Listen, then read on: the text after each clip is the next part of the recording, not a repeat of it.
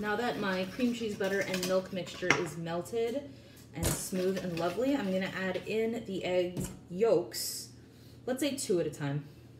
And I'm gonna whisk them in and incorporate them fully before I add in the other ones. And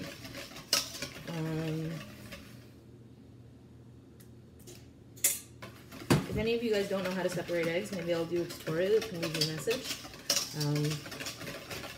It's not difficult, you just need to know how to do it.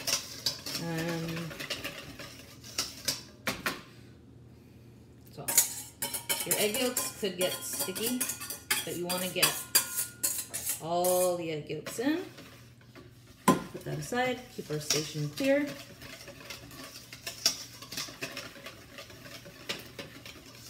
So look how beautiful that looks now. It's like a beautiful yellow. So that's with the egg yolks. Now, time to sift in the dry ingredients. And why are we sifting? Again, because like this is a light airy cake. If you just like dump in the flour, there could be clumps. We don't really want clumps. So I'm going to neatly sift in my dry ingredients. I think I've lost my mind along with everybody else. And all the stuff that you're not using, just put it aside, keep your station clear. Back in cooking school, if we had more than 3 bowls on our station, we would get, I don't want to say yelled at, but we would get a look.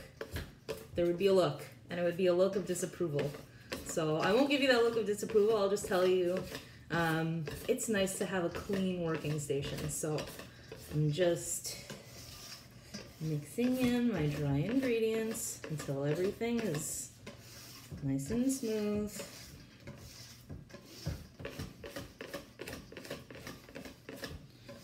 Okay. Now before we go any further, I'm gonna get rid of my whisk because I do not need it at the moment.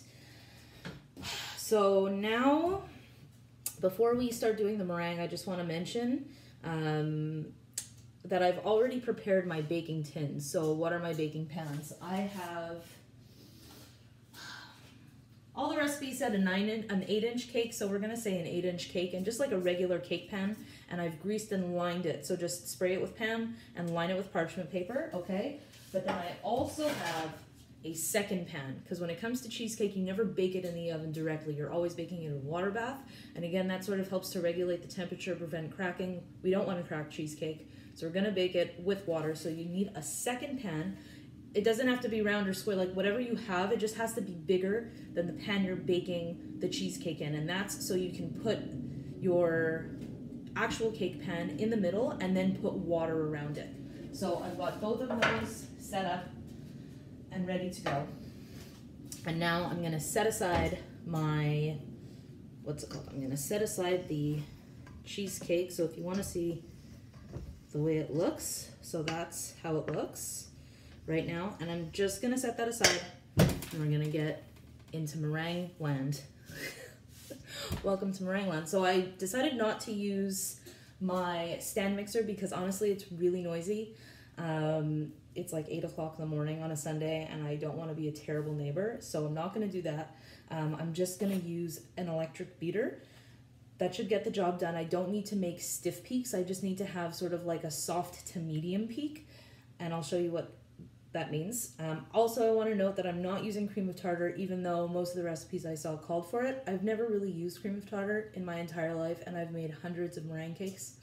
You just have to be careful. Instead, the salt, the reason why I put the salt in the egg whites is I find that it helps to stabilize the egg whites and, you know, get meringue. That's my new coin term. So, start eating your egg whites. And I don't start too high. First I go, I'm using like a lower speed just to break them up. And egg whites sort of develops in stages. So first it gets foamy. Like first it's this, you know what an egg white looks like. It's like clear but a little sort of cloudy. So first it gets a little bit foamy, but it's still sort of half translucent.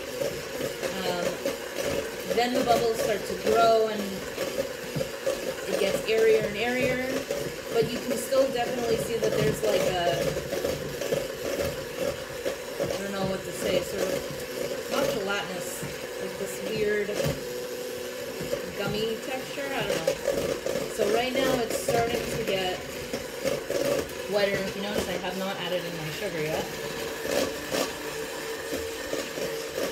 I find it helpful to add in the sugar once your eggs are more, let's say aerated. And when it comes to meringue, you never want to dump in your sugar. You need to add it in gradually, sort of like in a slow stream. You know, if you've ever made a vinaigrette, you never dump in all your oil and then mix it. You drizzle in your oil slowly. So same concept for the meringue. So right now, it's looking more opaque as opposed to more translucent. So that means we're doing a good job. If you have a stand mixer, I would say it doesn't really matter what temperature your eggs are because the machine is so powerful that it will still whip your whites no matter what. If you're doing it by hand, that's ambitious, good for you. Or if you're using a mixer like this, I would say it does benefit you to have your eggs more at room temperature, or at least not right out of the fridge. And it just helps to get the height that you need. So now it's, let's call it pre-meringue. This is pre-meringue, so now I'm going to start adding in my sugar slightly, just a little bit at a time.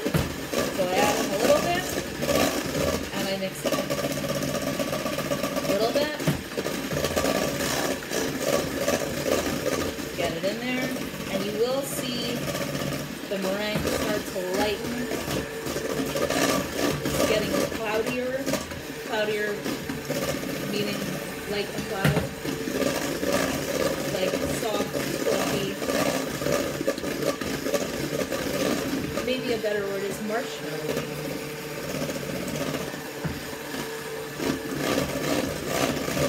This recipe is good to do because there's a lot of different elements, and like, you know, again, if you want to do something with your kids, there's a lot of cool techniques you're learning here. So like,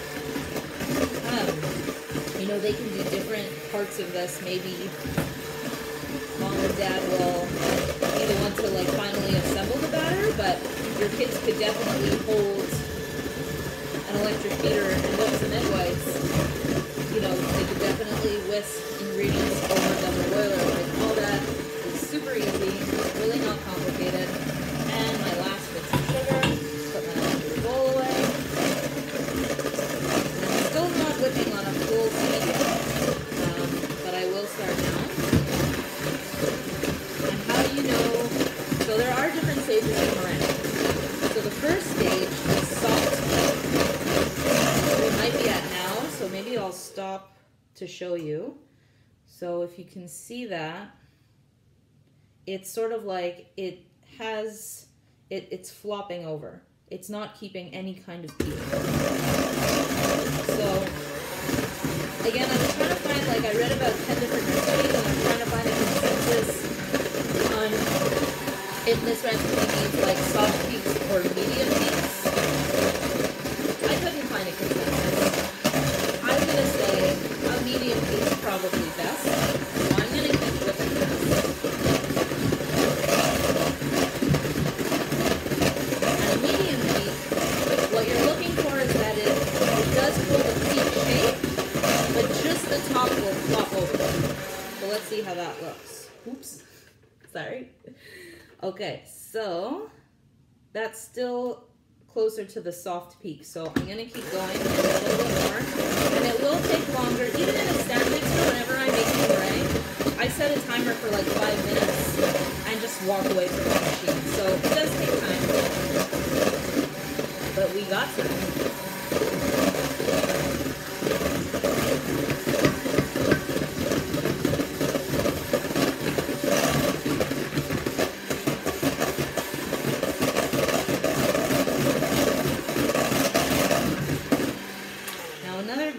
Way to tell is, like, even when you're mixing, it's sort of like it's holding its shape from the mixer.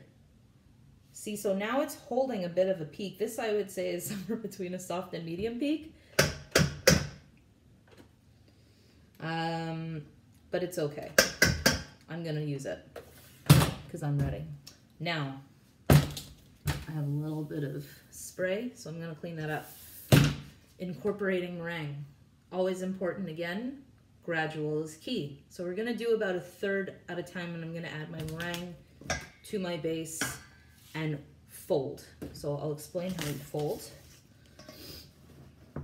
So I'm gonna take a third of my meringue and put that into the batter. Now when you're folding, I go from the middle and fold around. Middle and fold, so you're sort of cutting into it and folding it over. Cutting in and folding over, cutting in, folding over.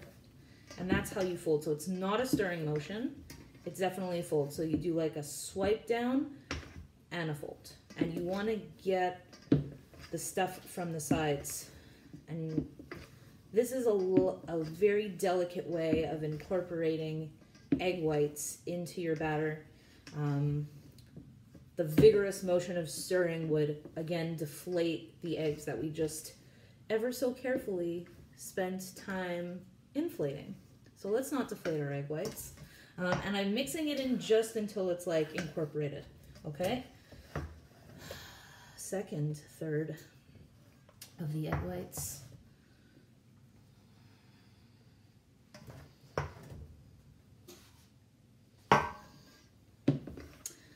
I also forgot to mention, for the water bath for the cake, it is best to use hot water. That's sort of the whole point. Like you're using hot water around the cake, so it's like insulated with heat. So once this batter is ready, I am gonna go flick the button down on my what's it called? Kettle. The word is kettle. I'm gonna flick the button down on my kettle. So that's that. Okay. Now I'm gonna do the last third. And it's looking good. I'm really excited to try this. Japanese cheesecake is pretty new to Montreal. I have not tasted it yet, and that's my own fault for not wanting to go downtown because I really hate going downtown. So I'm happy and grateful for the opportunity to make it. And hopefully you guys will be too. So it's almost mixed in.